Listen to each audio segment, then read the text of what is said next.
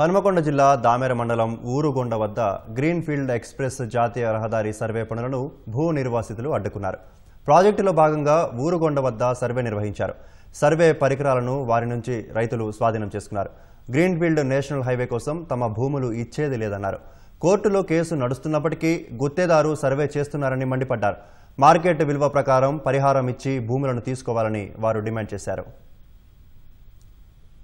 10 సంవత్సరాల నుంచి government registration రేట్లను సవరణ చేయలేదు. అది మా తప్పు కాదు. చేయకుండా కరోనా టైంలో లాక్డౌన్ లా ఇక్కడ ఎన్హెచ్ఐ వారు వచ్చి భూములను సర్వే చేసుకొని పోవడం, దినపత్రికలో వేయడం, బలవంతంగా లాక్కోవడం, ఎవరు తెలియకుండానే అవార్డు ప్రకటించడం ఇవన్నీ చేస్తున్నారు. ఏ ప్రాజెక్ట్ అయినా కూడా ఫస్ట్ భూములను రైతులను ఆలోచించి అక్కడ ఉన్న రేట్లను సవరణ చేసి అవార్డు ప్రకటించి రైతులను మాట్లాడి ఒప్పించి మెప్పించి రైతుల దగ్గర నుంచి భూమి తీసుకోవాలి.